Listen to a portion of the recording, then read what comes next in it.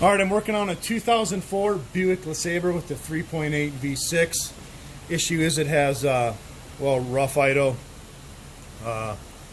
Show you what codes we have in the PCM here. Once it reads. Go to current and history. It's got a P0102 mass airflow sensor circuit low frequency. And it's got a P1811 maximum ADAPT and long shift. I'm not worried about this one. I'm worried about this one right now, the mass airflow sensor. So let's go back and look at our live data for the mass airflow. We're going to look at it in engine data 2 for grams per second and frequency. So grams per second, since it's a 3.8 liter, it should be around 3.8 grams per second, roughly at idle with no load on it. And the hertz should be around 2300, 2400 hertz, roughly at idle. So if I look for mass airflow,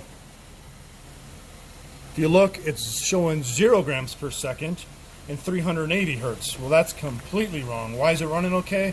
Because it knows there's a fault, so it's basically getting rid of that data for right now and using a base field map. Well, I have the oscilloscope hooked up. If you look over here, you got a signal wire on the left, a ground wire in the center, and then your other wire is your power wire on the side. You go back to the scope.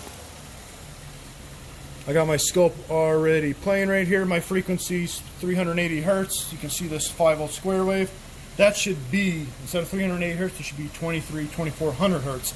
These lines should be a lot closer together. Well, that 380 hertz matches pretty close to, well, it is 379, 380 hertz. So that is completely wrong. So now what we're going to try to do is we're going to mess with the car, restart it, tap the sensor, and try to get it come back to life, because it is sporadic. Well, once in a while it will come back. Alrighty, so we swapped out the mass airflow with the new one.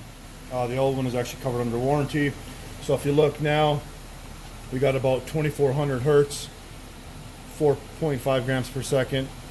Right, it's idling a little faster right now. I don't know if that defrost is on or anything, but that's within its parameters. The grams per second and the 2400 hertz. So if you go back to the oscilloscope, you can look at the square wave is a lot narrower. It says 2.4 K hertz. It's still 2400 hertz because of the K hertz, obviously. So that's what's going on there. Now if we do a snap throttle check,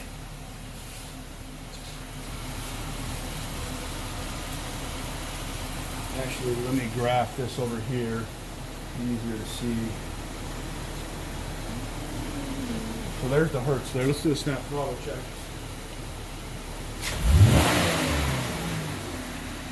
Went to almost 5,000.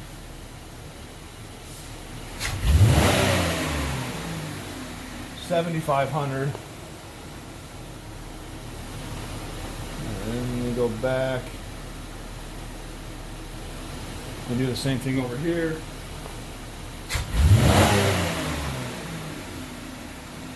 Went way up. It's harder to see it on the scope side there because the way my time base is. Let's do it one more time over here, and we'll call it good. Pull up this live data again for mass airflow. We'll merge these graphs. So grams per second is blue, mass airflow hertz is green, that looks like.